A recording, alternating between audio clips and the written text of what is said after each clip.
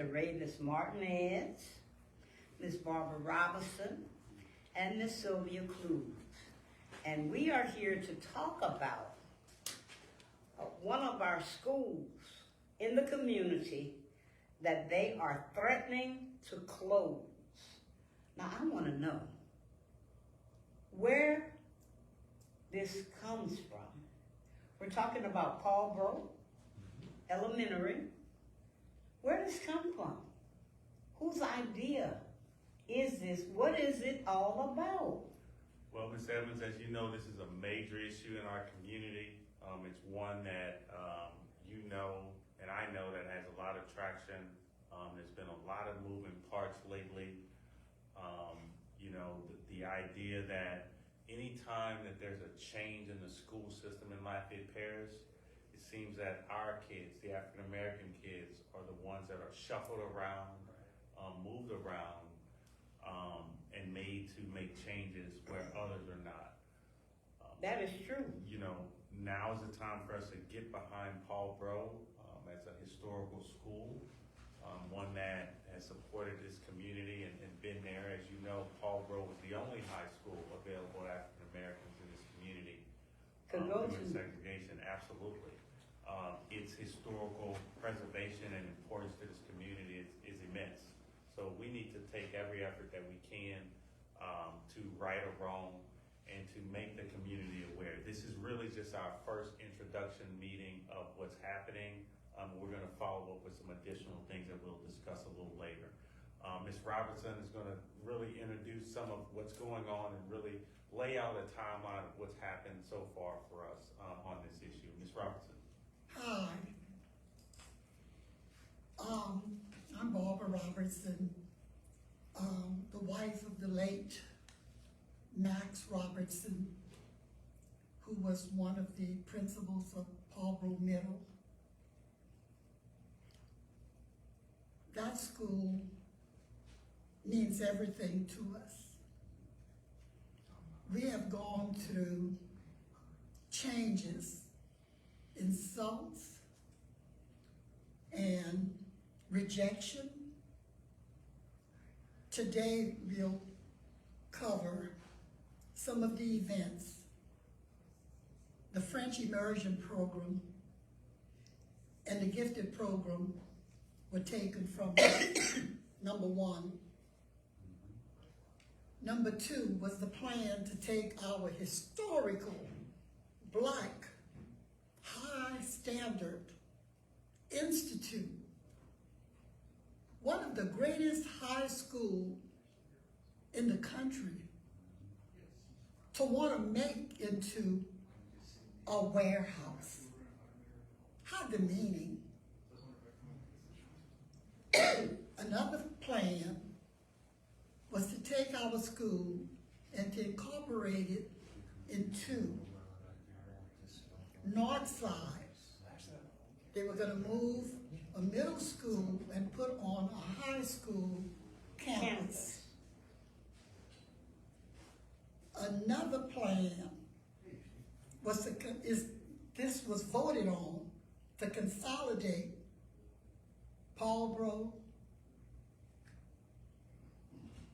J.W. Falk, and Barranco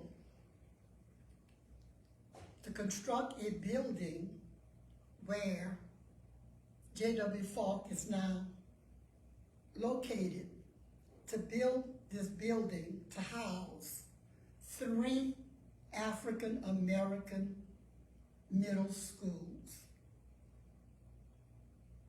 This is where we are today.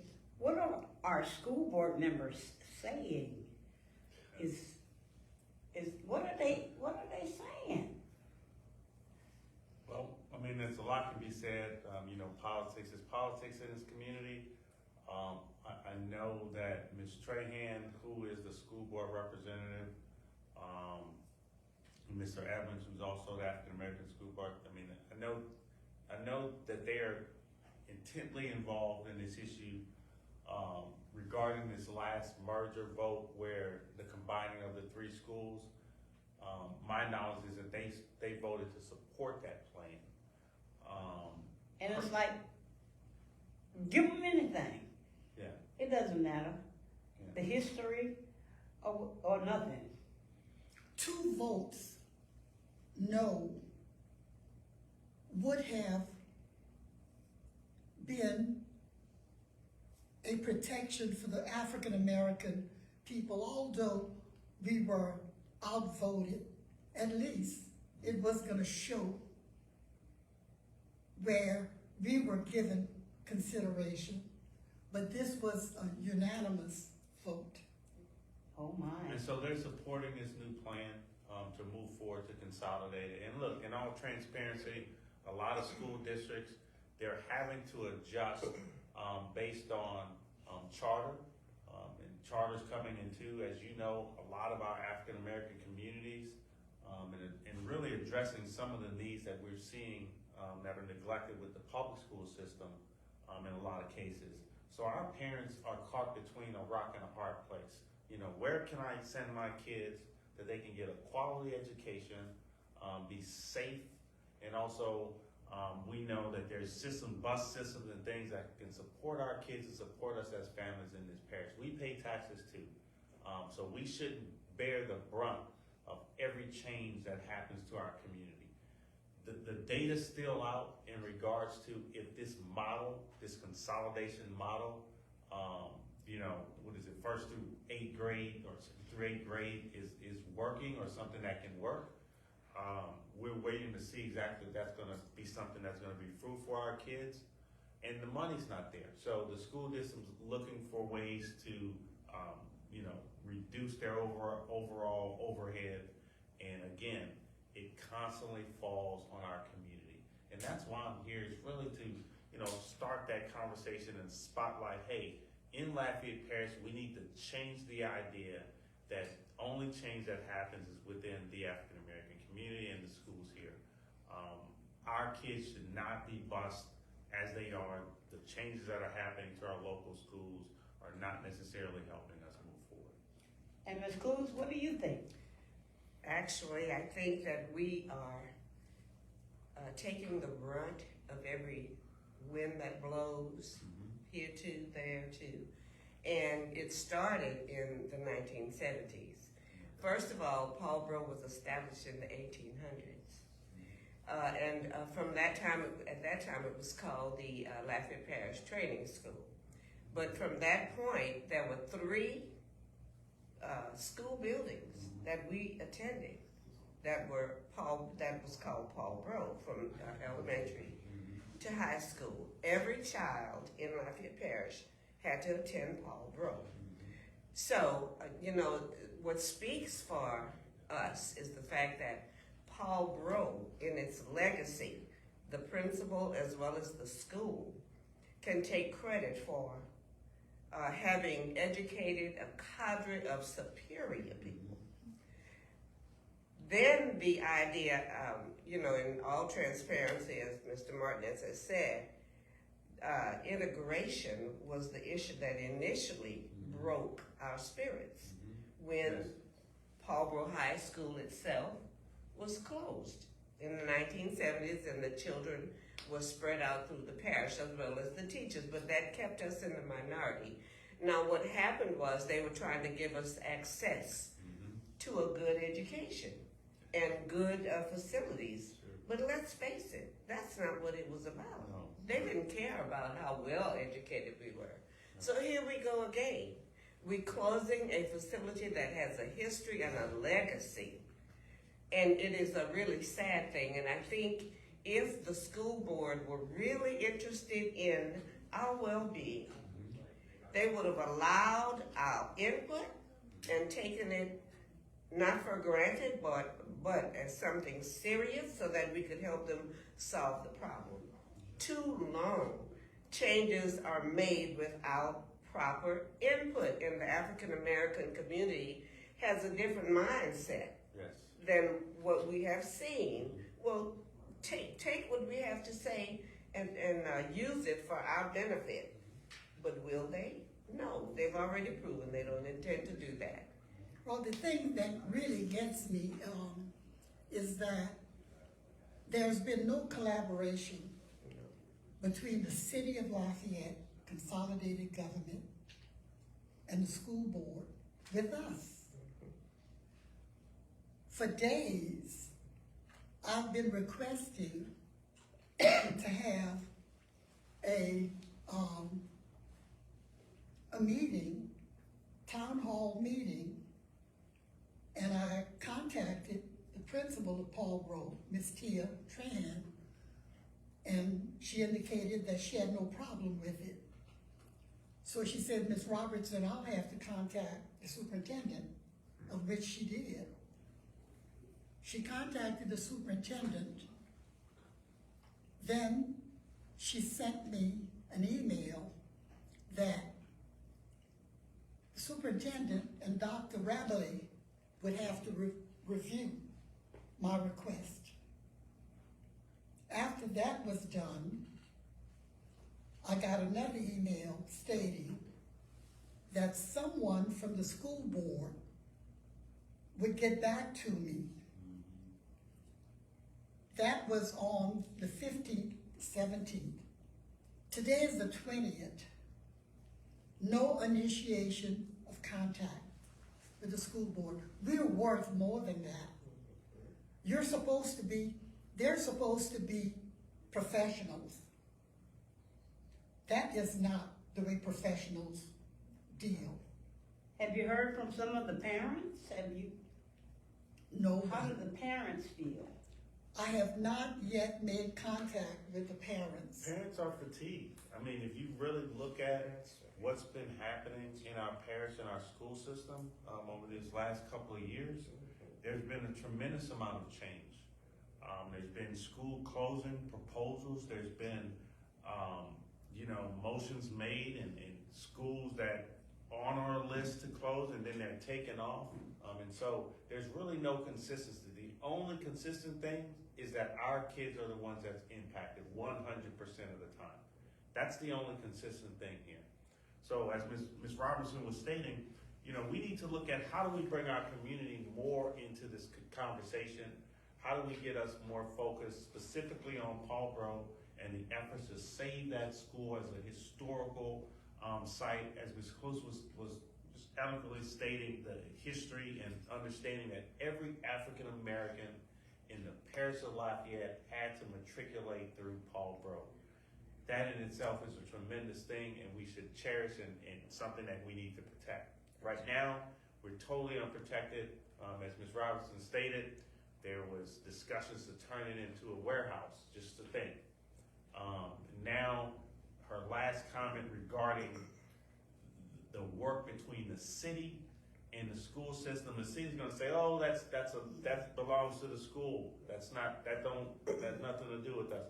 But we know, as a community, that has everything to do with Trape, the park, and the building and the location in itself, and what that can do with this new amphitheater and things that are happening that are not necessarily school system, but also definitely city property. So this is a larger issue for our community that we really want to get behind. And if you're just joining us, we are here with my special guest, Mr. Ravis Martinez, Ms. Barbara Robinson, and Ms. Sylvia Clues, and we're talking about the closure of Paul Breaux. The school has been in our community for years and years and years. So I want to ask my guests, what happens next? What? Well, I've sent words to our mayor president to call me. That didn't happen. I supported her. She knows me. And she ignored calling me. Ain't nobody care about you, Ms. Barbara. They don't care about me, but I'll make them care about me because I'm worth something. Yes, indeed. Listen, just like Southside School is important to the community there, and also Lafayette High, our Queen School is Paul Breaux. So let's talk about what's next. I think that's a great question, and I think it's two parts that we want to introduce tonight. The first part is that, there's discussion on having a town hall meeting. More than likely the second week in December, if we can pull it off for the location-wise that's being worked on now, to where we can have a deep dive into this issue, because there's some parts, like we stated, is this building currently on the historical registry, the National Historical Registry, and what does that actually mean? Are we on the state registry, or are we in that process for this? What does that actually mean? And then again, we want to rally support behind Paul Breaux School and introduce, an association in this meeting, so we can really organize support behind the efforts to save this school, but also save our schools for our children. So, town hall meeting, with that meeting, discussing an organization that we can get more information out to people, and get more folks involved. My request for the use of the gymnasium at Paul Breaux, this is our home. I was advised by the alumni members, the community, and friends of Paul Breaux, why not give it at our school? And that was the place for it. We're gonna try. Yes. I think obviously we need to think in terms of a greater good. The city administrators and the school board and the totality of Lafayette Parish should recognize the property at Paul Breaux is sacred ground. Yes. And we cannot dilly-dally with what is sacred. I believe that once we can have a town hall meeting, which would also have to include the parents of the children who were at that school in honors and the French immersion, are going to come together, Mr. Ravis and Sister Robertson. Yes. And I believe that the energy that we had a few months ago will be a resurgence, because people are really tired. I like the idea that you said people are worn out. And I think that energy can have a resurgence, and we could do some really splendid planning and make demands that we are included when decisions are made. And let me just add this, because you brought something to mind about being worn out. Because, I want to defend parents. A lot of times, because I'm a parent, I got 3 daughters that are in public school system, okay? One in high school, a freshman, and 2 in middle school. Okay. And so I'm in that pickup line every single Every day. Okay, every single day before I came in, that's what I was doing, handling that. Parents necessarily may not always have the time to fight for these issues like they want to, like we want to, because we got work, we got other obligations, and so I don't want folks to say, oh, well, the parents don't necessarily show up all the time. Well, we can, because we're working hard. Yes, That's why we got leaders like yourself, like Ms. Barbara, like Ms. Portia, Ms. Evans over there, that are really in the front of this and keeping parents engaged and involved. So I don't want folks, if you're a parent and you can't engage like you want, know that there's folks that are fighting on your behalf. And Notice that we have children that are in this system. And another thing we fail to look at, some of these parents are not working one job. Multiple. They go to one job during the day, at night, there's another job to make ends meet. And so we need to do everything we can to be sensitive of parents, like you're saying, that are in these schools and that are in these programs. Because as you know, our community is somewhat divided. We have issues with our transportation systems. We have issues with a lot of different areas, but the one thing that we need to make sure we get right is the education of our kids and giving them a good place that they can call home. Paul Breaux has been that for a tremendous amount of decades and years, and we need to do everything we can. And we need to be letting those who attended this wonderful school know Yes. what's happening. Yeah, that's Because I associated. really think that a lot of people don't know. No. They don't even know. That's why we're ringing the alarm. Yeah. This is our alarm ringing. Today we're ringing the alarm. And the interest for Paul Breaux is extended far beyond Lafayette, Louisiana. It's all over the country. Our students have migrated all over the country, and I've been having a dialogue with them. What's happening? What's happening? We have eyes on Lafayette, Louisiana, Yes. for what has happened to our Paul Breaux, a dynasty of a school. And a school that was established by a black man. Back in the Many schools are named after African Americans, but this man made this institution. When Like there's she nowhere else said. to go. When we had nowhere else to go. Nowhere That's else to right. go. Absolutely. And I think that the devil is in the details, guys. Okay. There was no place to go. They didn't want us. When we excelled, Yes.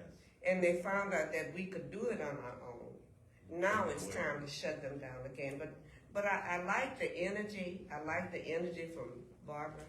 I like the energy from those parents that rallied last year. Yes. And I think those who are saying, well, what's the use? Because there are some of us who are saying, well, what's the use? What do we fight? You fight because the battle goes on. Yes. If it were not for Martin Luther King and John, I wouldn't be the sitting gentleman, John Lewis. John Lewis, we wouldn't have gotten to the point where we are now. We do have to take the mantle, and we shall call our meeting and allow people to voice, but then we have to be prepared with an action plan.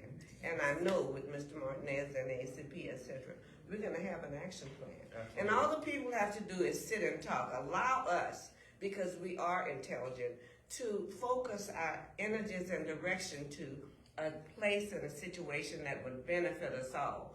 There is a saying, when one portion of the community does well, the whole community does well. Yes. We've got to stop separating people, Yes. because my brain is as good as anybody else's ma'am. brain. Yes, ma'am. Hallelujah. And we will look forward to what happens next. Yes, ma'am. We will look forward to the upcoming town hall meeting, and that everybody gets the word that it will go on, and to sit there and hear what people think. Yes. What does our community really think? You know? Of course, there are some that don't care, but there are many that do. That do. Yes, ma'am. Well, like Mr. Mountainez said, they're claiming there's not enough money. Of course there's not enough money. They spent it on state-of-the-arts, South Side. Look at Lafayette High. There's definitely an imbalance of resources or distribution, or let me Thank say it you. like this, there appears to be an imbalance of resources between, our facilities on one side of town versus the next. May that be population size, direction or strategy, we don't know. We know we send 2 representatives to support and represent us. I truly believe they're doing the best job that they absolutely can. I know both of those people personally.